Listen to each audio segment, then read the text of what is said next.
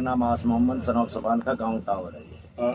Sir ये बताइए, जो बच्चों की दो की मौत हुई है, एक घायल है जी, तो किस तरह से घटना हुई अपने पास? ये मेरे पोते हैं जी तीनों। ये मेरे साबुद्दीन लड़के के तीनों बच्चे हैं। ये हाई स्कूल, ये अपने सरकारी स्कूल में पढ़ने जाते थे। स्कूल से छुट्टी हुई थी, ये पैदल पैदल साइड में आ रहे थे।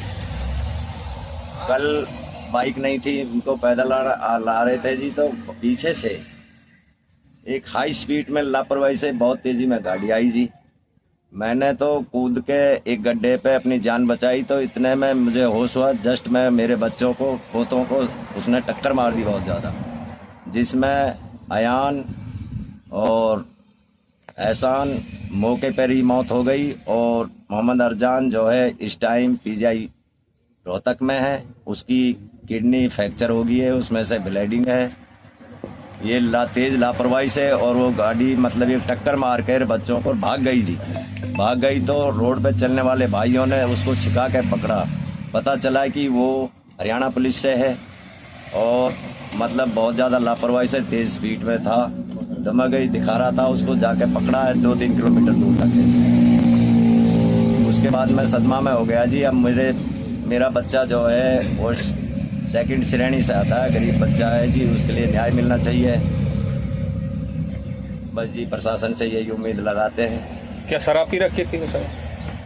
हमारा जो आइडिया है, हम कुछ नहीं कह सकते, बहुत ज़्यादा लापरवाही में थे जी। वो तो जी प्रशासन का काम है चेकअप करा के उसका जायजा लेना ना लेना, क्या रिपोर्ट है क्या नहीं रिपोर्ट है, उसको प्रशासन समझेगा। वो उसकी जिम्मेदारी। अगर इंसानियत है प्रशासन के अंदर, तो अगर इंसानियत नहीं है, पक्षपात वाली कहानी है, तो वो कुछ भी कर सकते हैं। हम तो प्रशासन से यही उम्मीद लगाते हैं, और उम्मीद है हमें इंशाल्लाह हमें मतलब ये कि जायज कामयाबी मिलेगी। तो ये कौन कौन सी कक्षा में पढ़ते थे? ये दूसरी, तीसरी और चौथी कक्षा में पढ़ते थे जी। तीनों बच्चे जी। बड़ा वाला लड़का अयान वो और तीसरी में चौथी में पढ़ता था, और एहसान जो है तीसरी में, और जो लड़का फिलहाल पीजीआई में है वो दूसरी में था। तो बताते कि आप ही उनको छोड़ कर आते थे, आप ही लाते थे? मैं खुद छोड़ कर आता था जी। कल बाइक नहीं थी, इसलिए पैदल आ रहे थे जी। तो बहुत ज़्यादा हाई स्पीड और लापरवाही से गाड़ी आ रही थी। जब बच्चों में टक्कर लगी है तो 8-10 फुट हाइट उछला जी। बड़े वाला लड़का टक्कर से एक पेड़ में जा लगा, जो कि पुलिस ने वहाँ मौका मायना कराया। खून पड़े हुए हैं। एट दिस टाइम भी उनके बच्चों के बैग, चप्पल वगैरह, रोटी वगैरह एट दिस टाइम वहीं पे पड़ी हुई है। शायद आपने ना देखा हो तो आप भी देख लेना, आप भी उसका ले लेना जी, मौजूद है वहाँ पे। उसकी किडनी फ्रैक्चर है, ब्लीडिंग है उसमें। देखो ऊपर वाला कामयाबी देता नहीं देता जी। मेरा बच्चा जो है कि सेकंड श्रेणी से आता है। हम इसमें जायज जो है वो चाहते हैं। बड़े बेटे करण चौटाला जी पहुंचे हैं, क्या उन्होंने क्या कहा? उन्होंने हमें आश्वासन दिया है कि पूरी मदद करेंगे, हेल्प करेंगे। अगर प्रशासन कोई कमी कोताही करेगा तो उससे भी हम लड़ाई लड़ेंगे। तो और हॉस्पिटल का सारा खर्चा जितना भी हम देने को तैयार हैं, वो भैया कह रहे थे, और कराएंगे। मैं हॉस्पिटल भी जाके वहाँ पता करता हूँ, उसको सारी सिचुएशन लेता हूँ, ये बोल रहे थे भैया जी। करण चौटाला जी आए थे, अभी जस्ट में गए थे।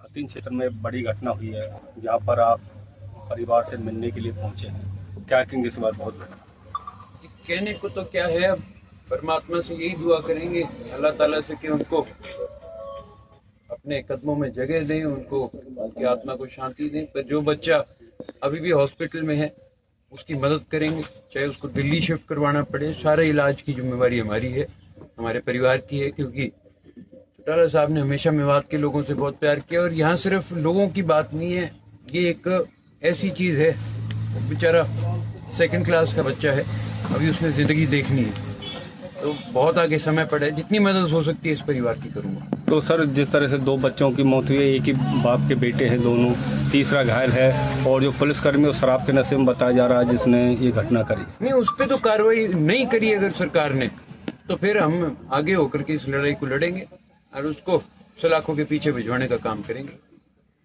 पुलिसकर्मी है, इसका मतलब ये थोड़ी है जो मर्जी कर लेगा।